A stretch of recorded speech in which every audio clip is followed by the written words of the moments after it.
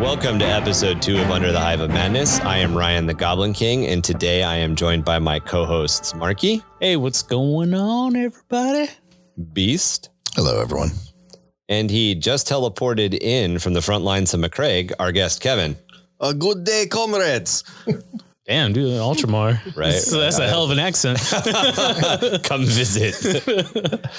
Not the right accent for Ultramar. Yeah, right. It worked. It's what comes out. It wasn't Roman enough. Oh, yeah, I wasn't Roman at all. That's not Roman? It was Eastern Bloc. Who's that?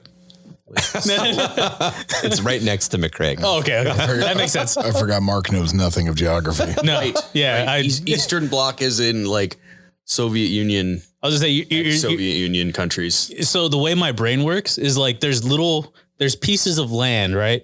And each piece of land has something attached to it that's a name. And that name doesn't make any sense to me. It makes no sense. So Are you referring to continents? Yes.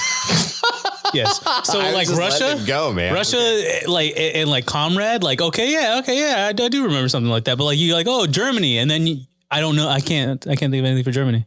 You can't think of anything for Germany? No. Porsche. Yes. Yeah. I didn't even BMW. Audi. Audi. W. Nope. The bad guys from World War II. No, yeah, but I didn't want to bring that up. Like Scheiße. Scheiße. Okay, Scheiße yeah, I know Hund. that one. I didn't want to bring the bad guys up as like the one How thing I about know. Bratwurst? You mean? I do. That's German. Yeah. Yeah. Okay. Yeah. Mean you don't like What the about good beer? techno? Do you like the hard bass? Oh, okay. Yeah, okay. the hard bass. Okay, so that's a German accent. The All right, good- yeah. the good That's actually techno? more of Swedish. But I was gonna say. I was like, that doesn't really sound German, but yeah. I mean, he busted out like Crimea right off the bat from McCraig. So, Yeah. whatever. You know, we're a gaming podcast. We talk a lot about Warhammer 40k. So we wanted to take a second to plug our local gaming store, our LGS. For those of you who are in the Southern California area, our local gaming store is Onboard Gaming. There's some pretty great guys. There'll be a link to their webpage and some of their social media stuff in our show notes for this episode. Eric, the owner, is pretty chill. Christian and Nick, who work in the store, are also pretty awesome. They've got their own stream that they do a couple times a week. So it's definitely worth checking out and seeing what they do. Yeah, you might see us on there. You never know. Yeah. You want to see some ugly dudes playing with toy soldiers and throwing dice? You're coming to the right place. don't forget Smelly. We're very smelly. Yes. Ugly Dudes Playing 40K is the name of my next Craftworks. I was gonna say the name of the cover next band. podcast. Yeah.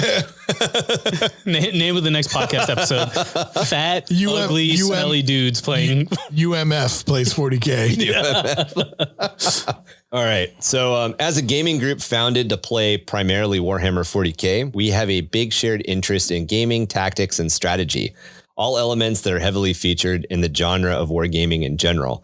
But what is wargaming? And for that matter, what is the game side of Warhammer 40K itself? If you are new to the hobby, or if you're a player with some experience with the history and structure of wargaming, this is kind of an awesome topic, and we wanted to really take some time to dive deeper into its history and also just how it's designed. I know one of my first experiences with wargaming was Risk. And since we had 2 boards at the house and I'm a huge sci-fi geek, it wasn't long until we had set them both up like on different tables and it started pretending that one was Earth and one was another planet. Building our own sci-fi rules into how the game was played before we modified all of this with some quasi role-playing rules around Legos, which we definitely talked about in our first episode. Mark, what was some of your first pre-Warhammer introduction to the idea of wargaming or strategy gaming in general?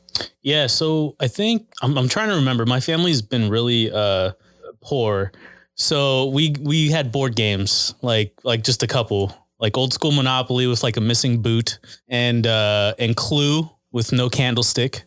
So, I mean, they were good times. But when I'm going to get real dark here real soon. When my dad came on the scene, he got me a game called Pokemon Master Trainer to win my heart. He didn't, but Pokemon Master Trainer was it's kind of like the first board game, almost like you had one little miniature, right? Your little Pokemon trainer. Okay. And it was played with Pogs. So instead of like a bunch of different Pokemon, there's Pogs all over the board for and I'm not talking about Pog like the emoji.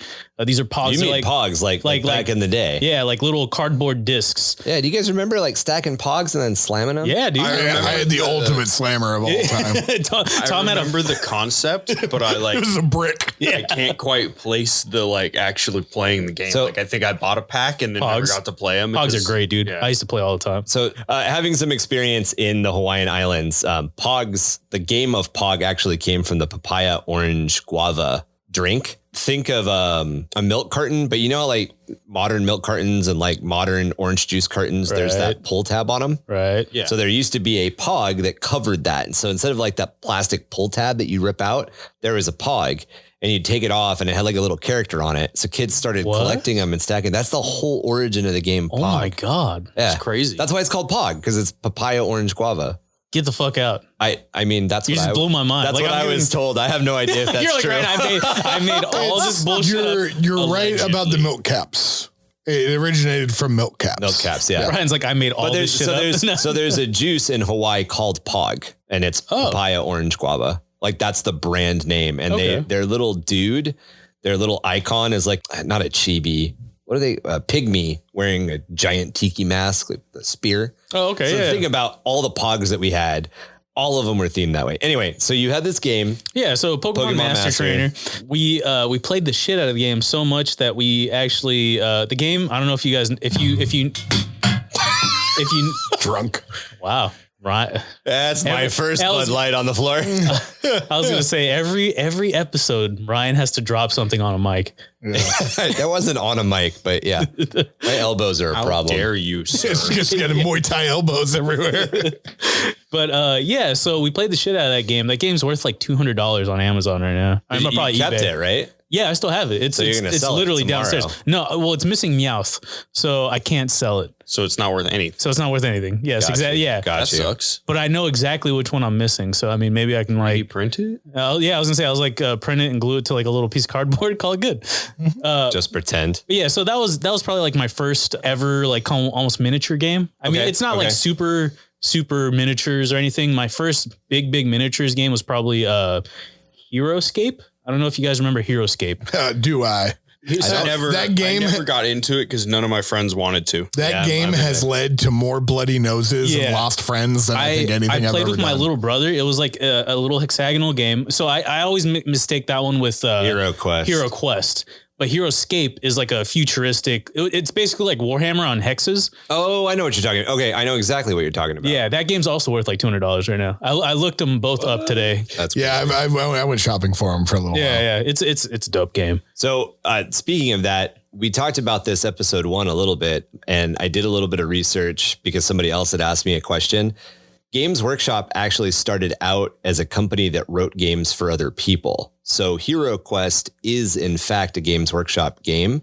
It was licensed by Milton Bradley. And that's why That's cool. the modern Hero Quest, like if you go buy it now, it doesn't have any of the Chaos Sorcerers or Chaos Warriors in it because those are the property GW. of GW. Right. But those old, the barbarian, the elf, the wizard, the dwarf, those are still in Hero Quest because those aren't property of. Those are generic. I actually learned that partially by talking to my sister. My little sister works for Hasbro. So, Oh, that's cool. Tom, where did you get into this crazy world of wargaming? When'd you start dabbling, man? Well, I'm going to blow all your guys' minds right now. You play My Little Pony? Miniatures, bro. Weapons and warriors.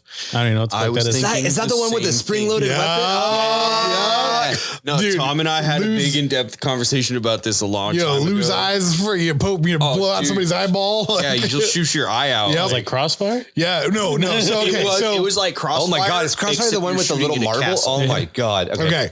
So that's my first, like, honestly, I would say miniatures. But as far as like mini war gaming goes, it was probably Diplomacy and Axis and Allies. Holy crap, man. Those are some games to bite into as a child. Yeah. So Axis and Allies, because, you know, it started with Risk, and I thought Risk was really cool, but it was boring. So we ended up playing Axis and Allies. And I own the like $300 one. The big, like, We got to play. Where they're like, it's split I've into the always wanted to Pacific play Axis and- there's the Allies, me too. Pacific, the European, Italy. Yeah. you're a character for all of that. Like America controls China. I have that one unopened. I'll open it if we ever want to play. How much is it worth? It's worth, I think right now, $200-$300, but I don't give a crap. I'd rather play it. Yeah. Okay. I'd much rather play it. I bought Cursed City, which is a Games Workshop board game. It's not opened. I want to open it. I want to paint the figures, and then I want to play it on stream. So that's like the same thing. Like we should, especially if you guys are interested.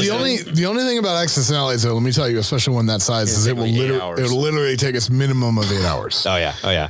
It's a long haul. Like it's best to play over like 2 days. We could always do one of those, especially if you guys, our audience, are interested in seeing it. We could always do one of those like extra lives challenges where we play a game or we play games for 24 hours to raise money for charity. Yeah. Nobody's gonna fucking give us money, even for charity. You'd be surprised. They're gonna be like, look at these smelly, ugly men. Access and Allies to help children in need.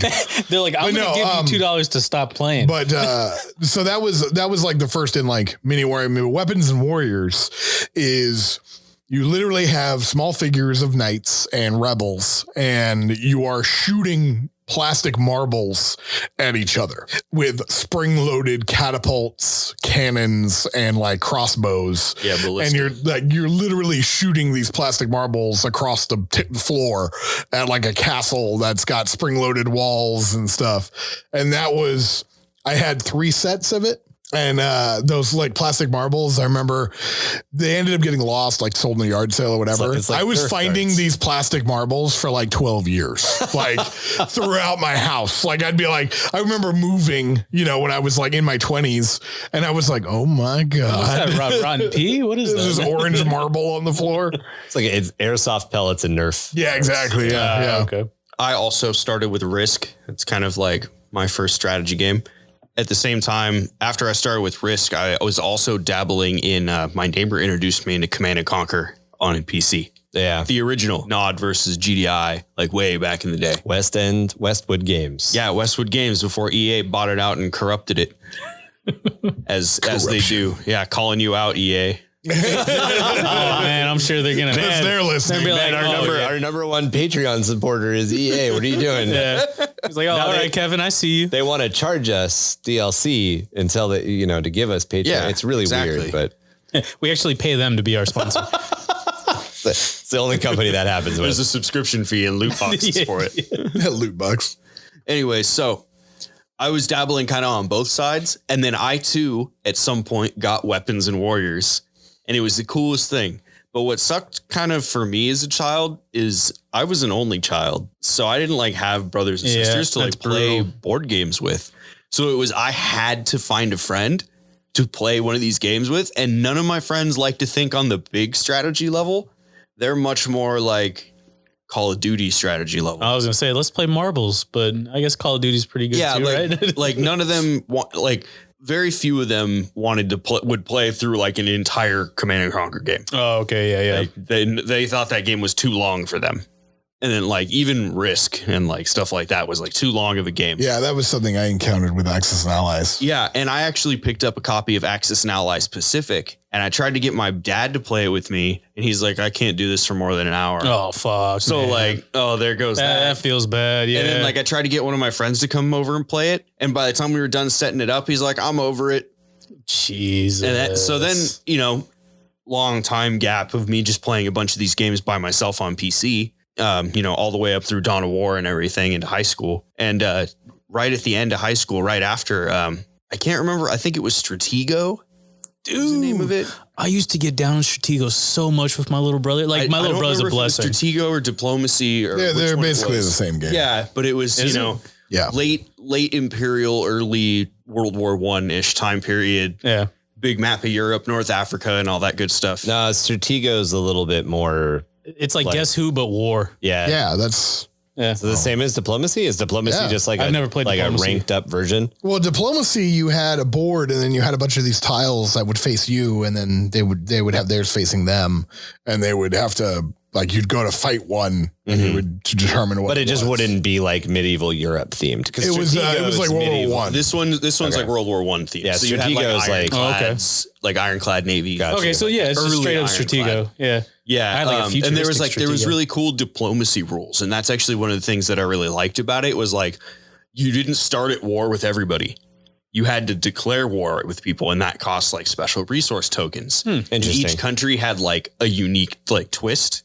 So England could actually give out their own tokens to other people. Like essentially, like what ended up happening was I was playing Spain, and one of my friends was playing England, and he stabbed me in the back. And he had France declare war on me, but France didn't have enough tokens. So England used their ability to pay out tokens to like mercenary France into declaring war on me. Because I had kicked England's ass in North Africa. Okay. So Spain, like I came across, expanded. That sounds way more complicated than Stratego. Diplomacy sounds like a couple of like It almost like risk Stratego. Yeah. Because Like, Stratego is yeah, straight yeah. up like checkers. I don't remember the name Yeah. of this one, but it was super cool, and I really loved it. And I only got to play it once. Cool. Because it was That like sounds a friend cool. of a friend had it, and I Yeah. really wanted to play it again. But at that point, then I moved on to Total War, the RTS, well, turn-based and RTS. We'll get a little bit more into video games. Yeah. Throughout the episode, Which is definitely that one is very similar to like yeah. war game style, Oh, yeah. like because you have blocks of units, Yeah, you have modern, map, yeah. things like that. Well, it's old school. No, I'm saying like modern. Like miniature a modern version of wargaming. miniature wargaming. Yeah, modern miniature wargaming is very much like what they call RTS video games. yeah. Yeah, I agree. Well, and it's funny because you brought up that your first like video game introduction was Command and Conquer. Command and Conquer. My first video game introduction to wargaming was Panzer Division I remember that. and the old Panzer Division. Super old top down turn based, like almost 8-bit graphics. It was a cool game. I liked it. It was a lot. cool. Yeah, you could hide like anti-tank guns in trees and then ambush convoys and stuff. I think mine was, if this can count as that, I think mine was RuneScape. Yeah. RuneScape. I mean, that's a little bit more action RPG, oriented, but yeah. it's pretty close. Yeah. So, obviously we've all got a little bit, or we all had a little bit of history with at least the concept of wargaming. We've all, could you say dabbled? Yes. Dabbled. Dabbled okay. is the word. Okay. I'd say I dabbled. No, we got that double dabble, man. All right. So the history of wargaming has some of its roots in common with the history of military war games, but I think it's really important that we lay down a blanket statement before we move on. Warhammer 40k has evolved from roots within tactical miniatures wargaming genre, but it is much more science fiction or science fantasy than a lot of the other historical or traditional war games. I disagree. Also, with what? Everything you just said. How so? he's just being a shit. It's rude. No, let's dive in. Let's unpack He's just this. What did I because the do? commissar's not here to shoot him. Oh, Jesus. It's all real.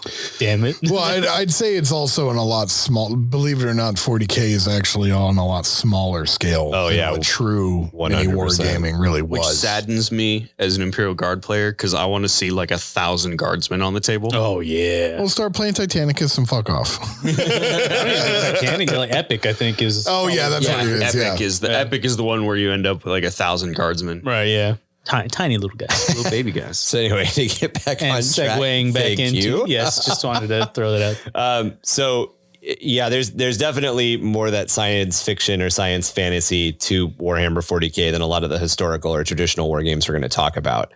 There's also a big difference between wargaming, one word, and military war games, 3 separate words.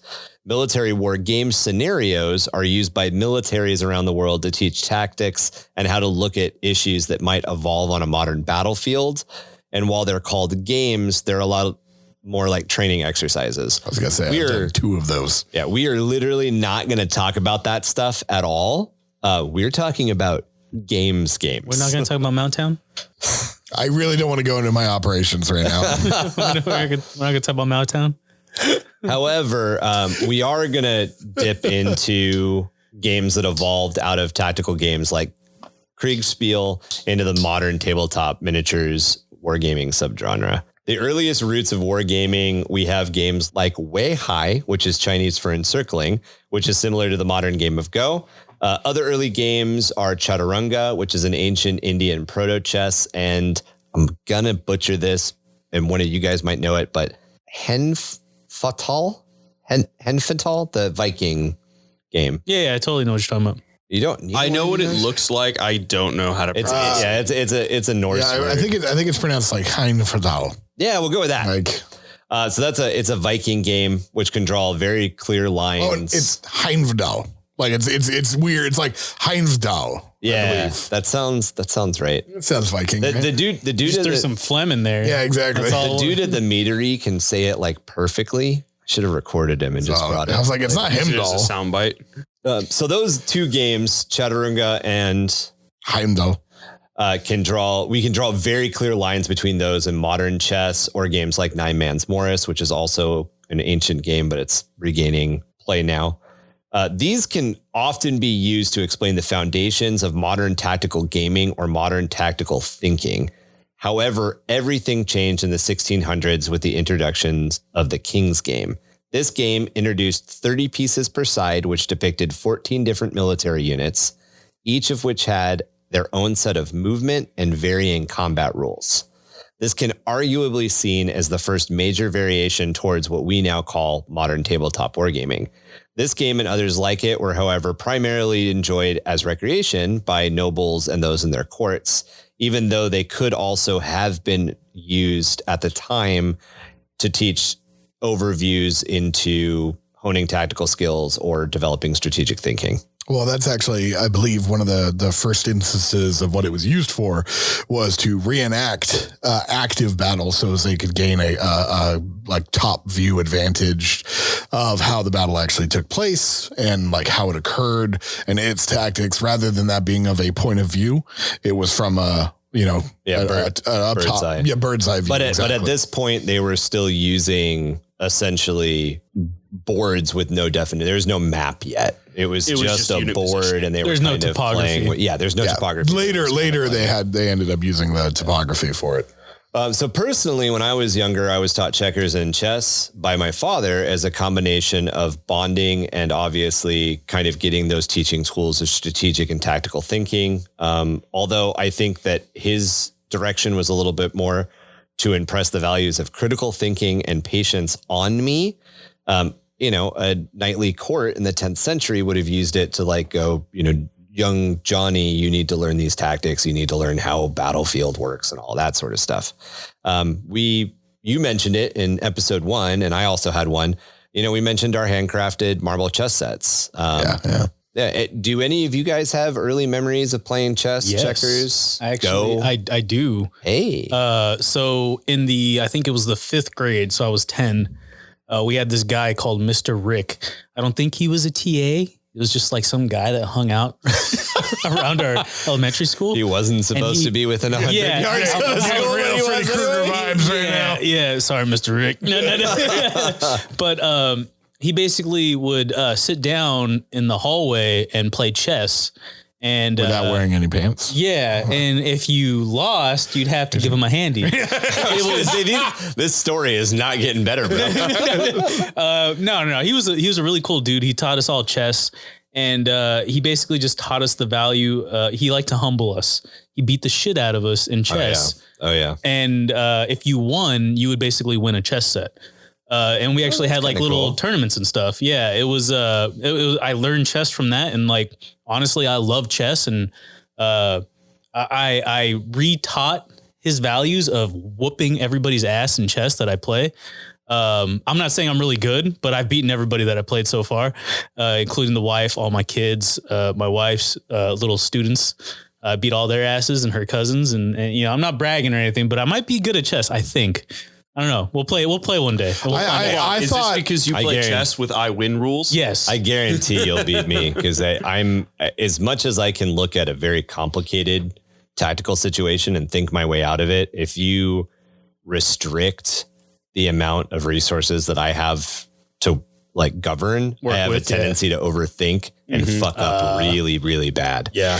I don't know. I used to think I was good at chess, and then I was like, oh, you know what? I want to start playing chess again. So I downloaded one of the like phone apps for like play chess. Yeah. The third turn I lost every single time. Well, I was like, I don't know how the hell I could do this. Like, So I'm on the easiest setting. Yeah. Like, There's certain mistakes that if you make, basically guarantee that you're going to lose by turn 3. yeah. And the AI or other people We'll take advantage of that. and that's like one of the first things you kind of learn is like how to punish people's early fuck ups. That's kind of like what I've been taught is like, oh, well, if they're dumb enough to do this move, like punish them for it. Yeah. Do you guys remember Regicide? Yeah. That's 40K. Yeah, 40K. Yeah, it's 40K. 40K Yeah. chess. Yeah. They play in universe too. Yeah, so they actually have like a story mode of that where like you actually play out like little it's chess rules, but they add like flavor to it of like you get to shoot and melee and do other things and like cool. psychic and That's stuff cool. mode, because the story mode I fucking suck at. I don't know if it's the I see what you're RNG aspect of it, but like That playing could be normal part of chess, it. I'm like, yeah, I play normal chess so that way I can feel better about losing in story mode. And that's actually kind of the weird thing, because as shit as I can be at games like chess or Go or anything that's kind of that micro scale, Right. if it goes down even one more step into things like Mordenheim or Kill Team, I'm actually good again. But I think it's because, again, it's even less units. So I have to think even more on my feet. And that overthinking part's gone. And there's an RPG element. So You have fun I with care. Like, I don't really care about pawns. And And you're not supposed to care about pawns. That's their purpose. right. But you also have to know how to, you have to care in a way that you don't care. Well, yeah. You have to see their value. Yeah. And I have a hard time seeing their value. I noticed that like with Tom I and make I mistakes played at chess. Tom and I played like Kill Team, and it was very like, it felt very much like chess. I don't know if Tom felt that way, but when I was playing him, I was like, oh, this feels a lot like chess. Like the movement. No, you didn't feel that way. Okay. I was it's just playing me. Tau. All I had to do was shoot you. Yeah, and you did. Yeah. I was like, Tau and Kill Team are horrendous. Like, there's no thought. There's no thought. I'm just like, I'm here and I win. you're like, oh, you kill me? No, you kill a drum. Yeah, exactly. Sit down, shut up, and take I'm this like, pulse take rifle to the face. this rail. I'm going to headshot a tank right now with this railgun. Like, It's all that pews. yeah. Hey, and you know what? It's the only thing they're good at right now. So I'll take it. Yeah. So long story short, thank you, Mr. Rick, for teaching me how to play chess. There you go. Yeah. I have And a hell of a hand job. really early memories of checkers.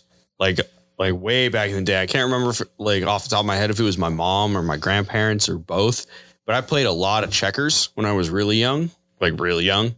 And then eventually when I got into 8th grade, I had this really cool teacher. He taught us all kinds of crazy stuff.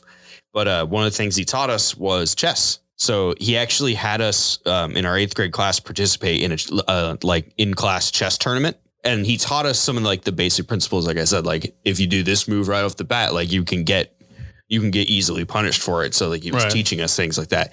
He also taught us like he also taught us like some finishing moves. Like once you can get their Fatality.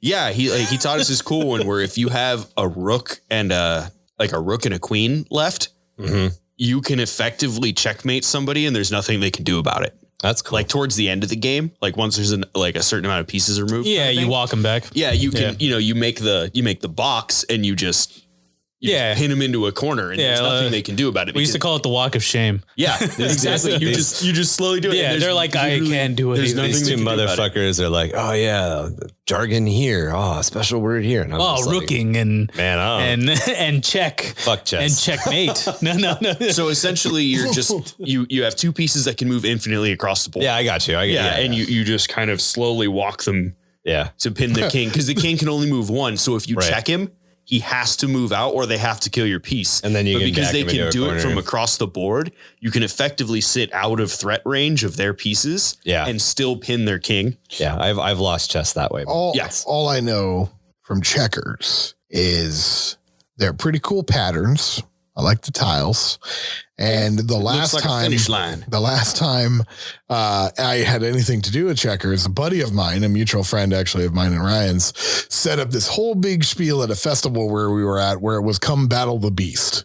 And I had retired from my actual cage fighting that I did at the event. Yeah. And I was just doing this Battle for the Beast. Right? Yeah. I was in Thunderdome. Battle Cage.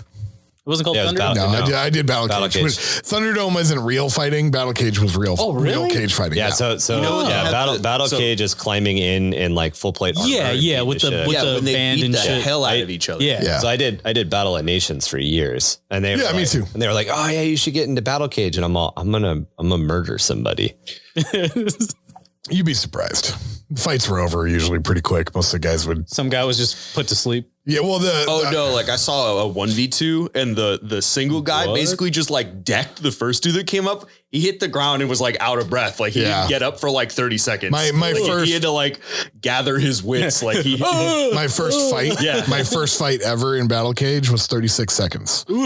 And I went in there and completely beat the crap out of I was this saying, dude. you were looking at a guy like my size on the other No, side. Like, the guy who I fought was one of their like Lanistas. He was Oh, one he's a of big the dude? trainers. Yeah. oh, fuck. I And mean, if you get rocked in the head, you get rocked in the head. Yeah. Well, and there's a level of not to put anybody on a spot that enjoys this particular art and music festival, but there's a level of training that goes into Battle of Nations and competing in the ring in full plate armor with swords that people who do it once or twice a year just don't involve themselves with. So you take one or two shots to the head. And Yeah, you something get like rocked. Battle of Nations. You know, Well, you the need to biggest- back off and breathe. the hardest thing about fighting in Battle Cage for the cage fighting at this festival was the amount of dust. Yeah. Yeah. You know, because I'm I mean, sure the that's what second sucked. Kicked up the like second you hit that crazy. ground, you have a Yeah. mouthful of dirt. That's probably you why know? it took the dude forever to get up. Like, Yeah. he landed like face down and like Yep. No, I mean, full of dust. Well, and wind people knocked also out of don't- him. I had also to don't I had back to off. fight I had to fight 3 guys in a row. And first fight I stayed up, second fight I stayed up, third fight I got knocked down. And once I got knocked down, I was like, I can't breathe, you know. Yeah, it So, makes a lot of sense. I lost my third fight, but Yeah. you know, that was also I was fought one dude, yeah. fought a second dude, you know. yeah, you're already winded. I was gassed, yeah. But anyway, So you're doing live checkers? yeah, so the whole thing was he was like, well, you're a retired cage fighter. I want you to be my main attraction. Yeah, yeah. You're going to be Battle the Beast. And I was like, cool, who am I fighting? He's like, now you're going to be playing checkers. You're like, oh, And I was like, With I was like, oh, okay. I was like, all right, I've never cool. played checkers. Well, yeah. So like I've played checkers since I was like 6. Yeah. And I'm standing there. Yeah, you were there. I was there. And the guy who was playing was like a fucking pro, like checkers He player. was just wrecking Yeah, he's just wrecking me. And I'm just like, you can do that? Like, you know, and he's like, Battle the he's like, wait a Oh, minute. did Are you- somebody I fucking thought you were like the king beast. you? yeah, Just like, what no, he straight up like kinged like 4 of his pieces. Yeah, and he's like, I thought I was supposed to battle the beast. I was like, well, I ain't ever played checkers. What you should have done is you should have pulled a pro Warhammer 40k thing and been like, I need to see your errata. I need to see your FAQ. And we need to verify in your codex and in the main rule book. Well, the best part. Show me where that rule is right now. No, the best part. Right, meow. The best part Let's was stop that this entire game to argue. I had brought, so the thing was that every time that you lost a piece or you took a piece, you know, you or the opponent would take a shot. Right, yeah. That was the whole battle to be. Yeah, that was the whole thing. Well, I Oh had man, brought- that happened in my camp. Yeah, that's it. That's right. Yep. Yeah. I remember this Yep. now. Yeah. I was gonna say you were. I think you were. Yeah, there too. you were there. Yeah, it was my camp. Yeah, yeah. That was in my I wasn't there. encampment. I was Yeah. probably drunk. No, yeah. No, you Well, no, weren't. but the best part of it was like I had a bottle of coffee. So I'm just doing shots like crazy. Yeah. And nobody ever like that was the part that made it the best was like they were like, dude, man, like, yeah, Beast lost at checkers, but that fool drank like 4 bottles of booze. And I'm like, yeah. And he's like, are you drunk? I'm like, no, I'm fine. You know? And like they didn't know I was drinking coffee. Like, you know. It was an attraction. Yeah, well, that was the whole point of it. Now- was like just to get have a people good over to time, the camp. yeah. Now they know though. Oh yeah, You've no. let the cat No. out of the bag. Oh, they knew by the end of the night anyway. Yeah. Yeah. But no, that was like, hey, let me that drink was some of that. that was my experience with checkers. That's pretty retired cage fighter.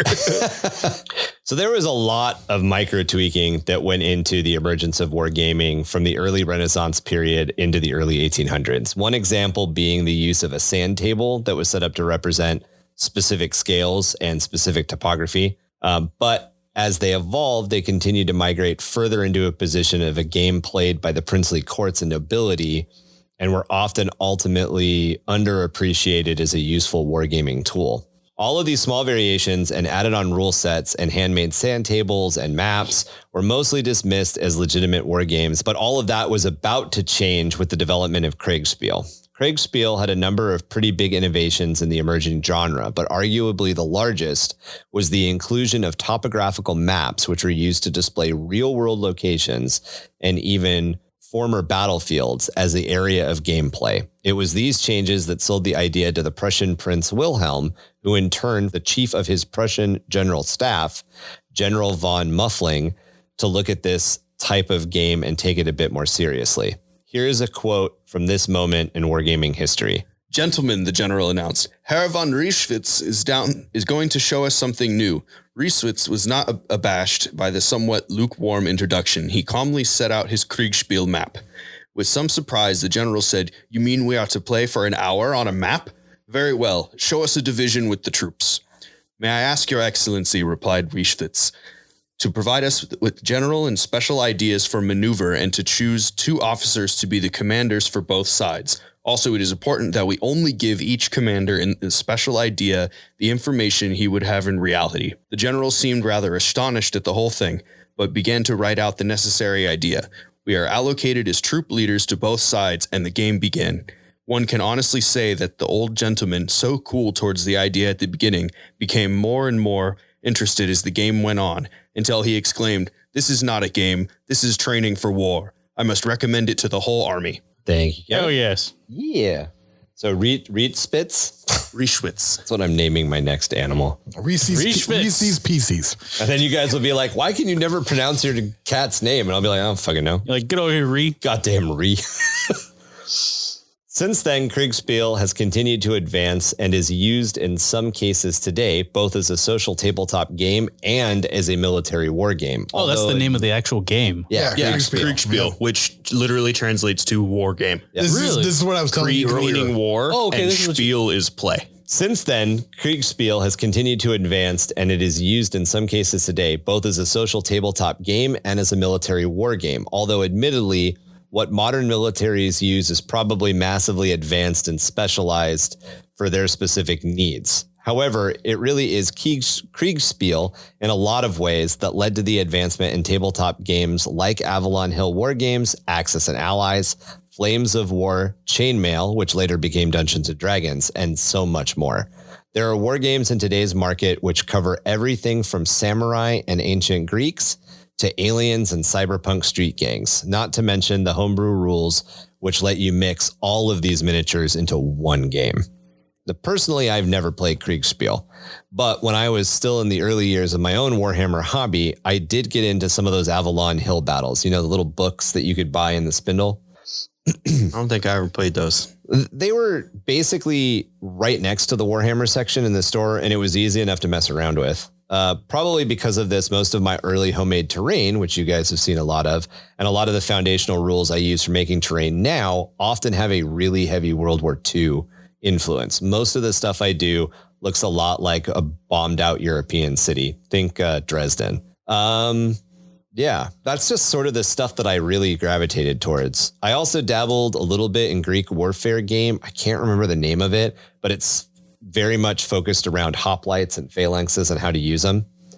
But it was around this time that I got that Warhammer Battle Masters game that I mentioned that was published by Belton Bradley, like 1993-ish. I know Tom and Kevin, you guys definitely have experience with Flames of War and other historical war games. Can either one of you kind of dig into Kriegspiel and how it's actually played and what it actually looks like? Yeah, I mean, essentially from what I remember, I've looked into it and I've actually seen what it is. It was developed just as this like giant box, like a trunk, right? Yeah, they were like all handmade. Yeah, everything was handmade. All the pieces, they were metal pieces to dictate like what the units were. And I believe, I don't know, Kevin, did it have dice? It didn't have dice. It had something else that like dictated chance. I don't remember exactly how it worked. Like I looked into it, but I didn't get super into it because I knew it was kind of dated by our present standards. Yeah. But I always like had more of like an image of it in my mind. And it was like there's always a scene in like old war movies where there's like a bunch of officers in a bunker somewhere and the guys are like using sticks to push all the little troops around on the big table. Yep, totally. And it's like there's a radio guy comes in and then like an orderly goes and runs over and does the thing, but the generals are just kind of there like sipping their coffee. Like that's always what I imagine Kriegspiel to be. And by the way that description is, you know, that's kind of what it was. They had the two different guys sitting kind of in different places and their orderlies running back and forth telling where the troops were moving to. Yeah, because that was the thing is like the maps were real. Yeah, they were real battlefield maps. Yeah, they were actual battlefield maps and they were massive. Yeah. Like inside of this trunk, there was like 4 or 5 of them, I think. It depended on who it was being made for. But it would take up an entire like dining table. And that's the thing is like when you think of a dining table for a nobleman, that's a like big fucking table. Feet. Yeah. 10 chairs. Yeah, exactly. Yeah. So, but basically what it was is like, if you can imagine passing orders and just like Kevin said, like they have, they had these like metal brackets that were like name badges almost. And each one of those symbolized a unit. So they'd have them in formations. They'd have different speeds set by measurements for others. But what I can't remember is I think it might have been cards.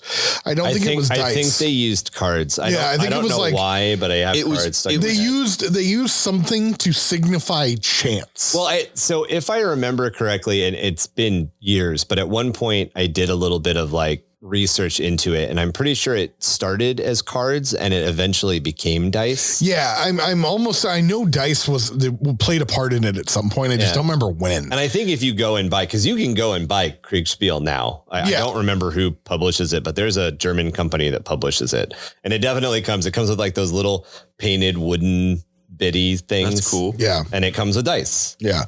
It's essentially, it's kind of like, it's very similar to like Axis and Allies, but you bring it down in scale. Yeah. Like this was one battle. Yeah. You know, and it was whatever size that battle would be, but it wouldn't be anything more than like 30,000, you know, like. Well, yeah, because that was back when it was lines of regimental foot infantry, Napoleonic style battles. Yeah, exactly.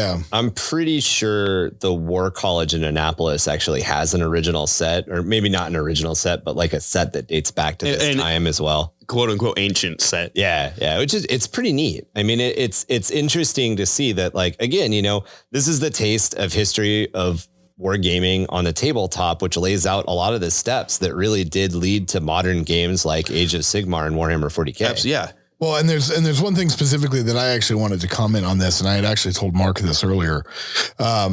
It was a game for nobility. Oh, yeah. Right? For nobles. Nobles would play this game. Peasants ain't got time for games. Well, but that was the other thing is it's like, you know, this is nobility. Like, I mean, I've done a lot of research into history on my heritage going back to England and things like that.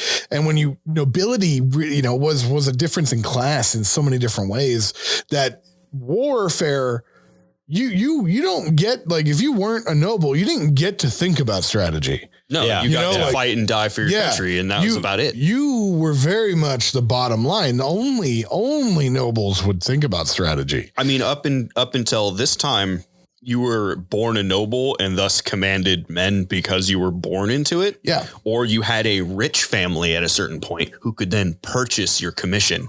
Yeah. Which basically was buying your entry into and that's lower nobility via war college. Even this like Kriegspiel, like, it would have been illegal for some people to play this game. Oh yeah. You know, like that's just how like elite that this game was. And to think about it now, like it's branched down to all of us. Gatekeepers is what I'm well, no, but I mean, no, dude, that's what I'm saying. The class segregation. Everything about the way that we look at modern life, the way that we look at our modern caste system, if you want to call it that, the way that we look at democracy in the West is all predicated on changes that came about because of the Industrial Revolution and because of the People's Revolution in France, like 4 freaking civil wars in France in a row. Speaking another language to me. This is all stuff that happened in like the late 1800s. Blah, blah, blah. History. Everything. That's exactly what I'm hearing. Everything changed. Everything changed massively 200 years ago. Yeah. And we have after we guillotined all the, or not we, but the French, after the French after all the French nobility got beheaded, got ganked, the monarchies were all like, let's back off a little bit. Perhaps we should all give up our power, except for England and Russia, which for some reason decided to hold it. And So never said on the British Empire. Just gonna say. Yeah, history. Obviously, I don't know. Tea ends up in the harbor, though. If the best way to drink tea, throw it in the fucking ocean. You guys are salty bitches. So it makes sense. if our listeners haven't got this yet, history and geography I don't know are my about you, strongest but subjects. I don't think and math. the and- UK has made it to the moon yet. and words. English. the US English, has I think, either. is the subject. Worker composition. Just Mark's here. I'm here. Mark's really good at I eating. just live here. Mark's really good at painting. I like to paint. Look, so my whole thing, my Really good at fingers. painting. my whole thing about commenting on the fact Jesus, of nobilities and stuff using this is that, you know, we're hopefully most of the people listening are into miniature wargaming and are into just this type of gaming and understanding strategy. You know, this really is like, for us to be able to just pick it up and do it is something very impressive, you know, like that, you know, like it, we're talking hundreds of years of development. You saying no, will you just let me freaking finish, Mark? Who gave him too many energy I drinks did, today? right? He's Oh, God. sassy. The fact that anybody can get into wargaming and practice strategy really shows you like an evolution of us as people and as like a growing intellectual mind. Yeah, species. Yeah. So exactly. So what Beast is alluding to is there is a very rich and incredibly deep history here, and we barely and what Mark is trying to ruin. Derail over there. So let's take a little bit of a look at the modern side of gaming and how that's changed. Arguably, we can't continue having this conversation without addressing the elephant in the room, which is Mark, as Kevin likes to bring up. I've only gained a little bit of weight. Fucking rude. I wrote one joke. Are you trying to tell her right now? About video games, and you motherfuckers ruined it. or made it better. Made it better. We'll go with made it Double better. stack. Hit me with Yeah, it. so the elephant in the room when we talk about modern wargaming is video games. War games have changed a lot as video game industry has grown, and nowadays it's hard to really see any genre inside of video games that doesn't at least have a few wargaming titles. First-person shooters like Call of Duty, battle royales like PUBG and Fortnite, and MOBAs like League of Legends are some of the most visible representations of quote-unquote war games. They aren't easily as translatable to the tabletop wargaming experience. While titles like Space Marine and Vermintide are fun and packed with lore from this universe or from these universes, they're also not in the style of game of Warhammer 40k on tabletop either. Right. That's like Probably- what I was saying. Like RuneScape would probably be like the roots of those, right? Yeah. Probably the most notable game that helps the feel of how war games and Warhammer 40k plays is the most notable genre, not the most notable game, would be real-time strategy games, which Tom brought up earlier. Yeah. There's a lot of well-known classics, everything from Dune 2 to Command and Conquer, Warcraft and Starcraft. These all give an overall feel for aspects like movement, combat power, tactical response times.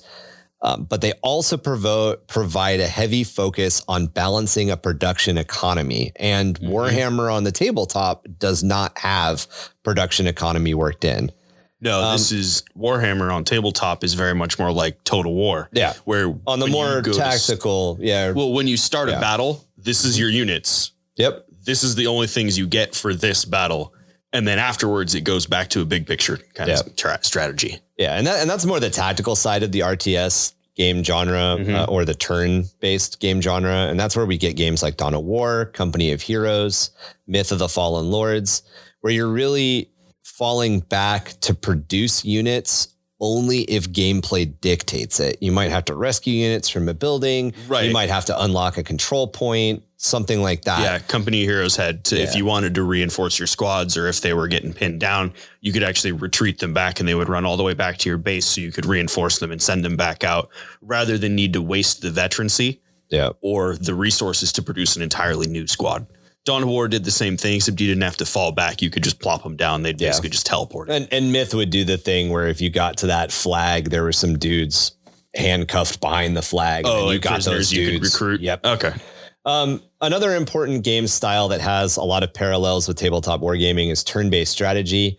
These are games like Civilization, which deal with the massive concept of like the entire rise and fall of an empire. Other titles that are a little bit smaller might be like Final Fantasy Tactics or Panzer General, which we mentioned earlier, would deal a little bit more with like skirmishes in small areas. Then we get kind of the new hybrid model is the only way I can kind of think of it, like Total War, which Kevin's mentioned a couple of times, where you're pretty much playing Civilization, and then every once in a while you get to break out into an RTS game, but you have no production value. You have nothing you can do as far as making new units. One of my favorite games, Battlestar Galactica Deadlock, is a turn-based RTS strategy. So you have an economy that you are to upkeep, and basically you're preventing Cylons from taking over these planets. Right. So that gains you resources, so you may then build your fleet and then enter in a turn-based combat of fleet sizes. Yeah, I think they call those like triple X games. Is that what it is? No, Kevin? that 4X games 4X, are. I'm thinking porn. Expand, explore. You playing daddy dating sims over there? No, that's triple X games, guys. No, 4X games. That's what I was thinking of. Those are like expand, explore. I don't remember the rest of the Gotcha, but those are more like Gladius. Sins of a Solar Empire. Yeah, Sins. That's a good one. Stellaris is. It's the ones where there's it's like a big picture strategy game, but there's a lot of like RPG elements kind of put into it, flavor elements. So that way it's more like playing a cool story. It's like Civilization on steroids. Have you ever played Gladius? Yeah. So yeah. That's a 4X game. Okay. Where you're trying, like the maps are different every time. You're trying to go out, explore, and like develop something. Okay, so that's not like what you were saying, Tom. No, so literally what I'm saying is I have this one too. It's a turn-based strategy game. So instead of it being real-time strategy, where you're both doing things simultaneously and it's in real time, this is more you plan your move, you execute your move simultaneously, and then resolve. Okay, so that's the difference. Simultaneous. Yeah. So it's your planning phase is done on your own time. So it's pause. You plan out your maneuvers of all of your ships and your fleet. You execute your maneuvers. Then, just like X-Wing. Yeah. Everybody plans all their stuff and then you hit go and it simulates the turn. X-Wing, the tabletop game. Yeah. Not X-Wing, right. Not X-Wing flight sim. No. So it's really unique because it's starting a whole new style of it is starting a trend. There are other games that are starting to go with this simultaneous turn-based concept. I was gonna say, isn't XCOM kind of like that? XCOM is exactly like that. XCOM, it's back and forth. It's back and forth. It's not it's simultaneous execution.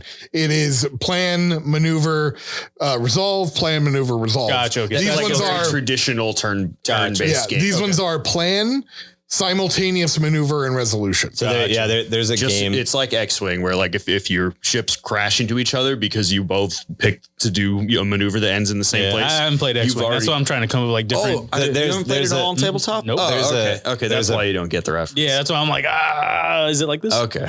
Neat game, and it's super cheap on Steam, called like Super Massive Spaceship Battles. Gratuitous space battles. Gratuitous space battles. You basically pick all the ships you want and you give them basic directions. Like, I want you to move forward and shoot. And then you hit go, and your opponent does the same and hits go. And there's no control. There's no control. As soon as you hit go, it's just go. They just do what they want. And sometimes that sounds pretty chaotic and fun. I like it. It's ridiculous. There's no guarantee anything's going to work. I've had a force overwhelmingly dominating the enemy and just decide, we're retreating. I'm like, why? Nothing happened. Why are you retreating? Yeah, I picked that up for like $2 on Steam. Played it for a little while. I was like, there's no real strategy here. It's just about watching chaos explode. But but it probably was, because it came out 10-ish years, 10, 11 years. Yeah, this style of gameplay now that's coming out that I'm paying really close attention to because I love it. Yeah, me too. Real-time strategy is cool and all, but I hate the fast-pacedness where you're like, oh my God, I got to do this. I got to do this. I got to do this. I can't micro Korean StarCraft level, dude. Yeah. Oh man, I was so good at Command and Conquer Generals. I watched the StarCraft tournament and I'm like, their fingers are moving at a blur speed. Yeah, you have to know all your hotkeys. Yeah. You can't like comprehend what's happening sometimes. Like things are just so crazy. Yeah, because I was never good at that. Because they're having to do it in real time. And this being able to take your time and plan out your maneuvers, it's just so much more fun. And Battlestar Galactica Deadlock does it, which is anybody who knows me knows that I have like a crazy Tom chub and I for actually Battlestar played Galactica. against each other in that game. And We fought each other funny because we were on Discord. And this was the flak run. Then. where he flacked his own ship. I'm like, what are you doing? because so I had two of these battle stars, which if you've seen the show, you kind of have a respect for what they're capable of, but they can put up a flak field. And Tom was playing as the Cylons, which have a lot of missiles. So they fired a bunch of missiles. And I knew he was firing a bunch of missiles because you could see him the previous turn. Well, like, and that was the thing is I fired him at his front and I was like, he can't get his flak wall up. He's not going to turn it on. He'll flak his own ships. What does he do? Flaks his own ships. I pulled all, I had already. That's an Imperial Guard player phrase right there. Well, but the thing is flak doesn't hurt capital ships. It only hurts fighters. That's an Imperial Guard player right there. It's, oh man, my tanks will be fine. Fuck my troops. Yeah. And so basically what I did is I overlapped the two ships' field of fire across each other to take out his torpedoes. Yeah. It's all right though. I warped behind him and did it again. Well, yeah, so then he teleported behind me and fired a torpedo volley up my butthole. That didn't end well, but send this motherfucker to battle school. That's all I'm saying. It was really fun because like we both would plan out our turns and then we'd hit go. And I think it's like 12 seconds. Yeah. Like, and that's what's cool. Like a little movie of what's going down. What is this? Cool. What is this game type called? Like, simultaneous it's just a simultaneous turn-based. It's a hybrid turn-based game. STS simultaneous. Yeah. There's new games coming out. The new, the Starship Troopers game is going to be this. Get the fuck out. Yep. It's going to be that. I'm all about that strategy game that's coming out. The new 40k game. The new 40k one. The little I had the name of it earlier. I can't remember. Battle Sector. Oh, okay, the Blood Angels versus Tyranids one. Yeah. That one's the same thing. Simultaneous turn based. That's supposed to be the basically like the invasion of Baal. Yeah, the invasion of Baal. Right. Yeah. But that's something that's really an evolution that's occurring right now as we speak, which is actually really exciting. Mm-hmm. That's cool. Yeah. So to kind of all bring it back to the topic of the show, the name of the day. How is 40K itself played on tabletop, you might ask? As a tactical war game, generally speaking, two players agree on a point value. They then design their armies utilizing that point value, and then they take turns establishing or specifically picking a battlefield scenario or designing the board. This is information that's all provided in the rule book or in their independent codexes. And then the game is played out in phases that make up each player's turn. Dice are used to introduce an element of randomness into the game, simulating the old adage of no battle plan survives contact with the enemy. That's a really simple overview of the rules and the sequence and style of play. If you need more of a visual picture, usually players meet at kind of a standard conference table. We'll measure off the battlefield, and then we use a mix of terrain and battle maps to simulate that battlefield, to immerse ourselves into that setting. Miniatures are used to identify the armies that we're playing and to show where those pieces are on the board. And gameplay advances as we alternate between our different moves and our different turn phases. And this can be done in a variety of ways. A lot of people will start off stacking a couple of textbooks on top of each other and maybe putting a piece of felt over it. And then it'll advance into actually making terrain. Some people will start off with unpainted gray models. Some people will play the game for 25 years and still not paint their goddamn models. Some people will use like I'm not talking about things. myself at all. You use like chess pieces, for example. Yeah. I've seen someone use a dipstick as a ruler. Yep. There's the picture that circulates around of those guys playing Warhammer in Kuwait with like 50 cal shells and stuff. Yep. Get the hell out. That's that's a good idea. I don't remember if it was Kuwait or it was either Kuwait or Iraq or something from like the first Gulf War. Oh, no, we knew. Desert Storm. We knew. And they're guys sitting there in their deserts, like, and they just have like rocks and spent shells, and it's supposed to. I think the little tagline says it's Eldar versus Orcs. Yeah, but they have the White Dwarf magazine like in the picture. It's pretty crazy. I mean, I know guys during the ongoing conflict that have taken like cardboard printouts over to specifically. Oh yeah, because you can stack because they can stack it in their kit and just take it with them. Yeah, so let's just really quickly go over everything. First off, point values. What do they mean and how are they used? They're mainly just used for balancing in the game. I mean, when you play the game, obviously you're looking at balance. Obviously in war, there's different things that unbalance the game. Right. Yeah. So war's not balanced. Exactly. So this is just, and this isn't war simulation. This is like war, like have fun. Yeah, so fun war. Exactly. So you want to play. As the old name Kriegspiel, war play. War play. We're playing here. This is for fun. Exactly. So like points values are basically just meant for just to standardize things and make it fair. Yeah. At least in my eyes. So you'll agree on like 1,500 points, and then both people build the 1,500 points, and that's your balance. Yeah, it's kind of like your currency. Yeah. Makes sense. So designing an army is definitely the second part. And we've already talked a little bit about factions, or we will be talking a little bit about factions coming up. Designing an army.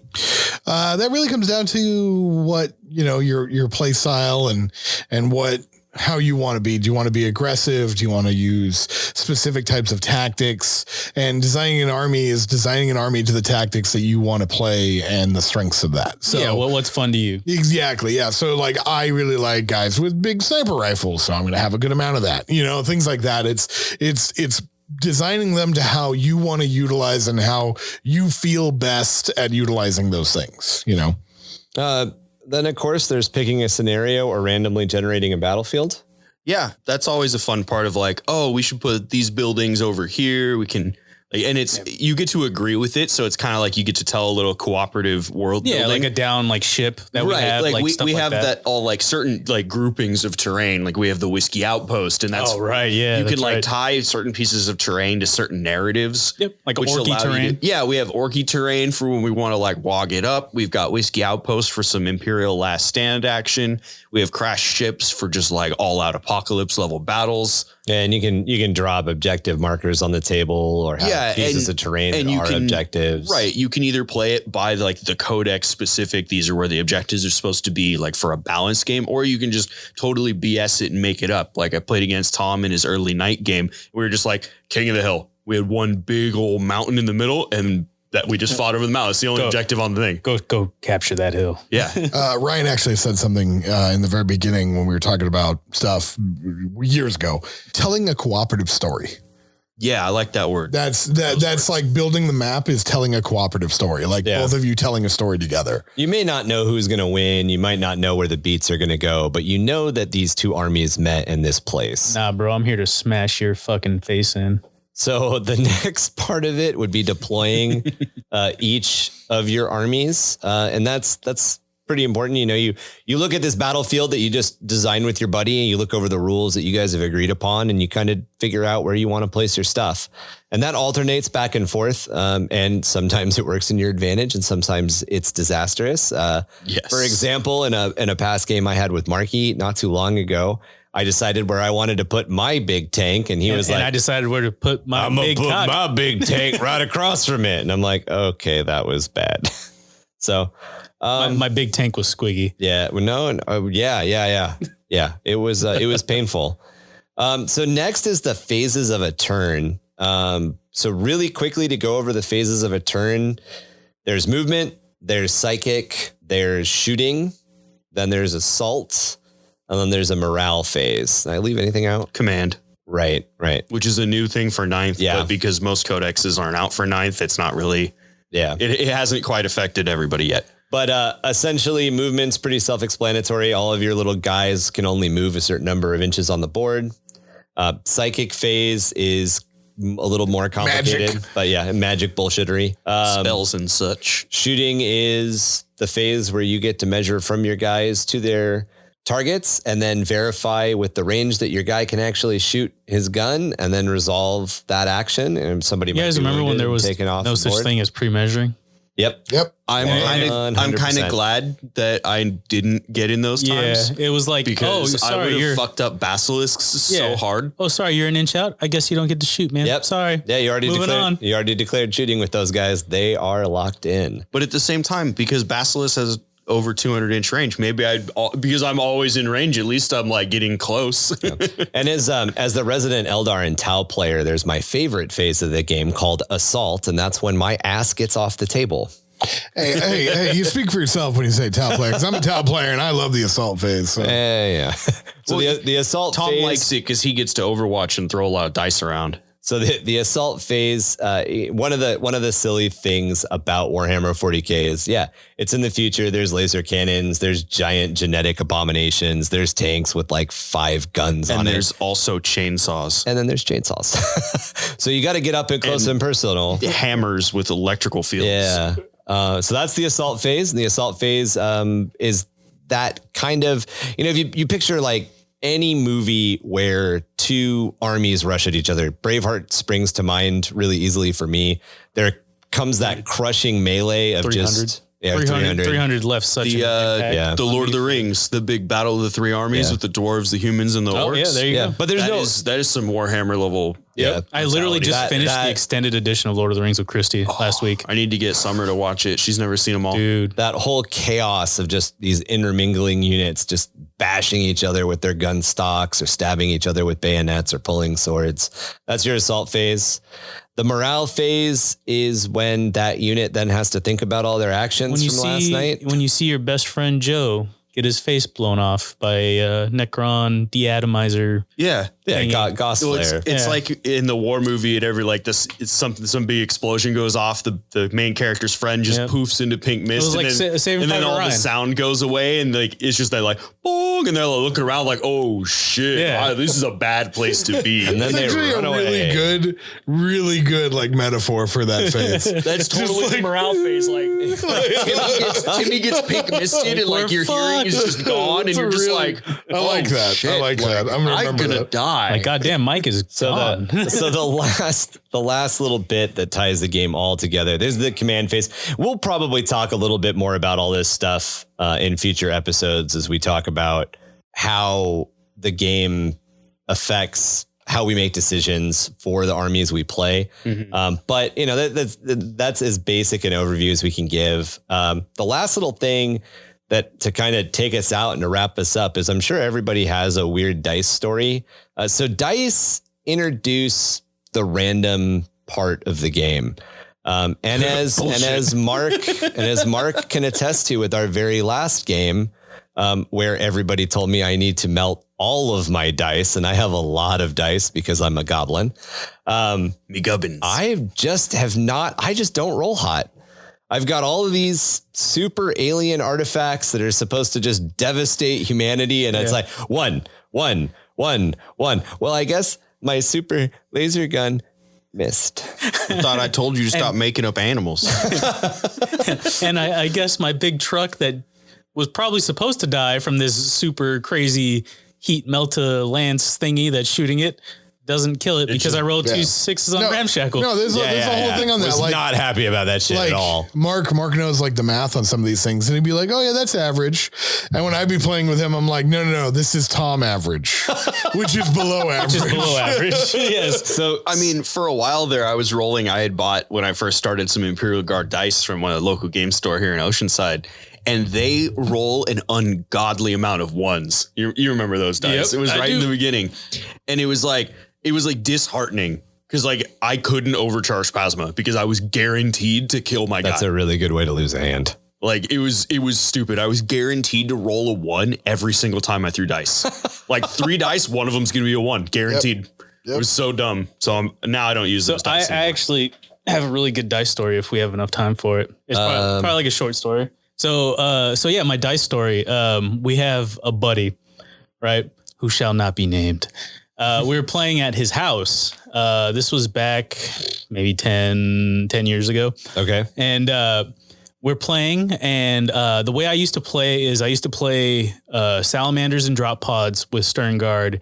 Very, very in your face, turn 1, fuck shit up, and then everything dies. Okay. And I lose. But I get to kill a lot, and it's fun. It's a standard Space Marine deployment. I'm going to fuck everything up in 2 rounds, and then I'm going to die. Exactly.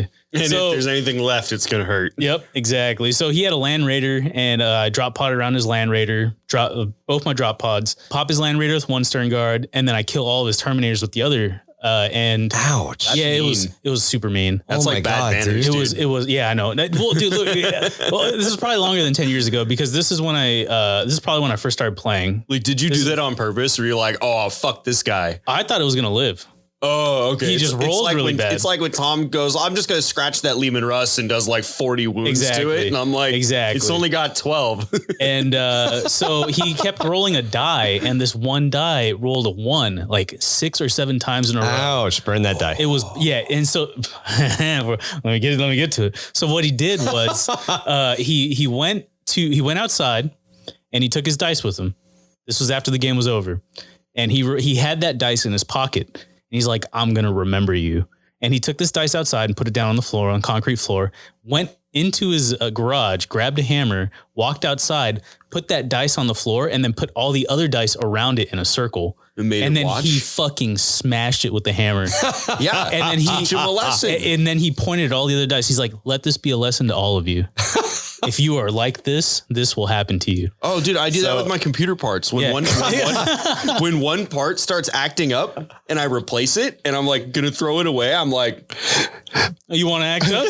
I do like this is what happens, and I throw it in the trash. I do that with spiders in my bathroom. Yeah, just let that be a lesson to the rest of you. So in I think 97 or 98, we were at a LAN party at my buddy Eric's house, and we had just all started getting our own high school jobs, and we just all started buying upgraded parts for our computer. And I want to say this is like Voodoo 3 territory. That's old days.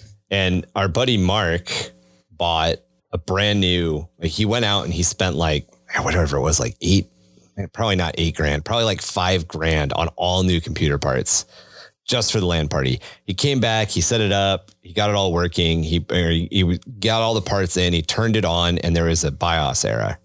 So he goes through the BIOS error and he fixes it, and he turns it back on, and then there's another error and he fixes that. So basically like 4 or 5 IT problems happen in a row, and you can just see Mark's level of frustration. Oh, I've been there. Okay.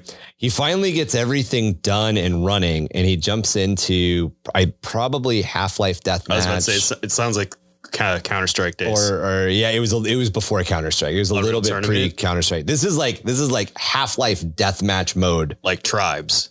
No, like Half-Life, the first Half-Life game. Yeah, that was like Tribes. Deathmatch. Tribes is around then. Yeah. Or first Tribes. Or StarCraft. It was one of those 2 games, and he just lost bad. He picked up his computer, like violently, ripped it out of everything, walked into my buddy Eric's backyard and threw this brand new computer into the pool. So There's 2 important things to bring up about this. The pool was empty, except for about 3 inches of standing water on the bottom. So this computer falls 6 feet down into this hole and just fucking shatters everywhere. And the graphics card goes skipping into the water. So Mark leaves. He's that pissed off. He leaves. Done. He actually leaves for like 4 or 5 hours and then goes and buys another computer. Mark was our rich friend. I was going to say, this isn't you. This isn't me. I was like, we're not talking about me. Cause if I would do that, I would also throw myself in the pool head first. Dude dropped like $10,000 in a day to get a working PC for this LAN party.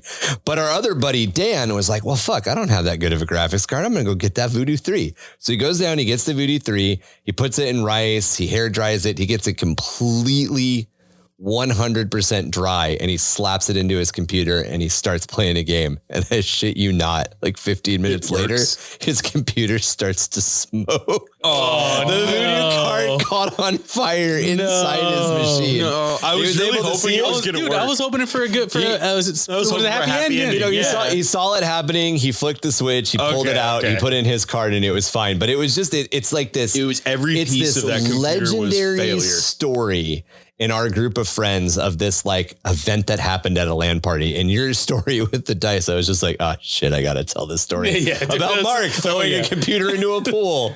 Yeah, if that was me, I would have thrown myself headfirst into that pool right after that computer. Yeah, I've never been that. I've never been that mad. I've been close to like, Oh, I've definitely smashed a computer, or not a computer. I've smashed a controller, an Xbox keyboard. controller. Oh, dude, I have thrown controllers pretty been hard. We've all been there. I've actually seen my daughter like slowly start to rage. Develop the rage. Yeah. The eye starts switching. No. Yeah. And I actually talked to Chris. No, I was like, a tone of voice that starts happening. I was like, because my wife also used to play games growing up. And like, I asked her, I was like, hey, did you ever like get mad when you play games? She's like, no, never. And I'm like, that's your brother, bullshit. your sister? That's bullshit. Yeah, that's totally what I'm saying, right? And her brother, like she said the same thing about her brother and sister. No, never raged. And I'm like, really? I was like, maybe it's a me thing. I don't know. Nah. Yeah, I've never. Yeah, I mean, maybe it's just some people, you know. Yeah, I've never thrown a pull into a computer. Wait, PC, yeah. Well, like, no, I've never thrown a controller. I never raged like that, like on games. Oh, dude, I remember the day, like Mortal Kombat 9 against what is it, Shao Kahn, where he just fucking wrecks you with freaking little glowy skulls and shit. Yeah. And I just like had the 360 controller and just fucking mushed it.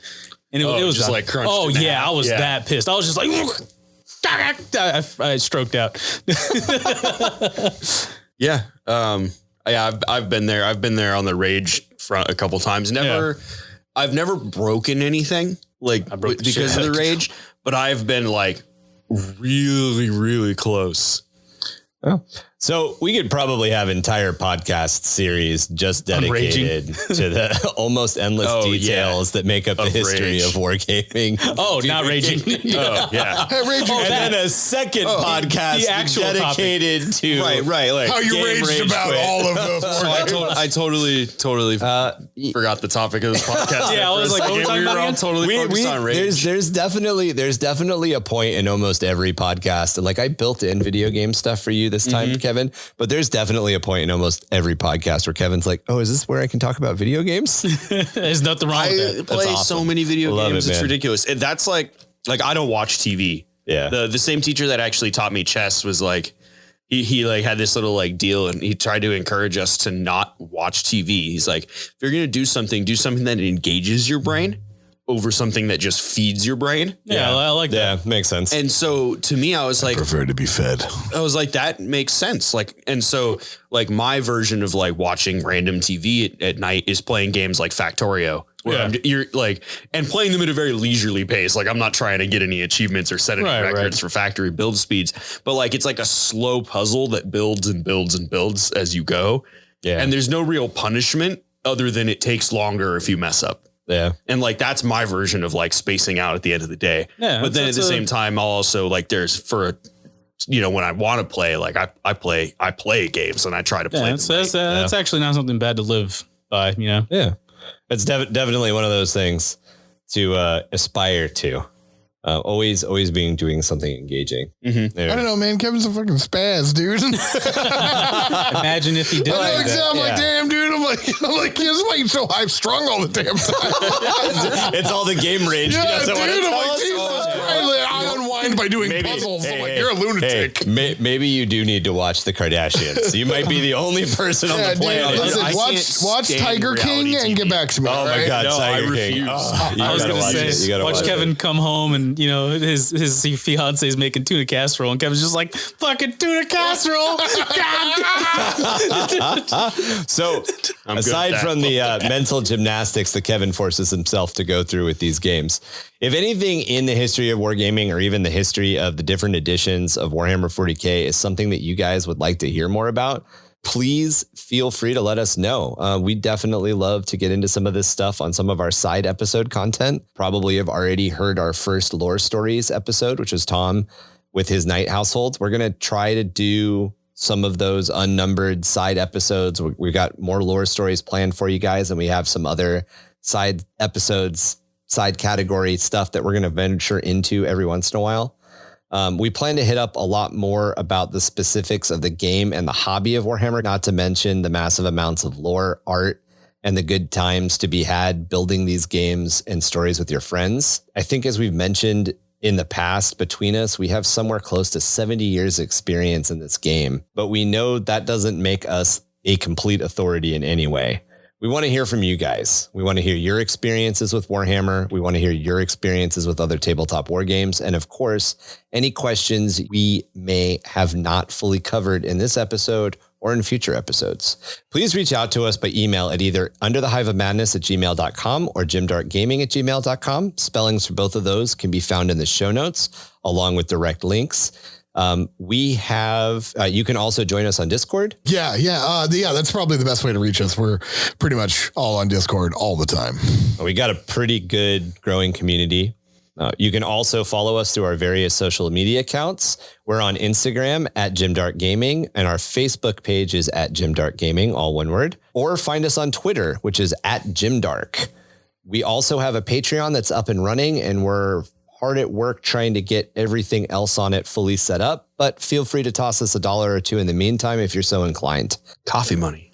Make sure, buy us a coffee. Make sure to follow us on Spotify, like and review on Apple Podcasts if possible, or hit us up through any other podcaster you might enjoy. Once again, guys, thanks for listening. And this is Four-Armed Emperor signing out. Or the Emperor. What? I said Four-Armed Emperor. Yeah. What? What? Under the Hive of Madness.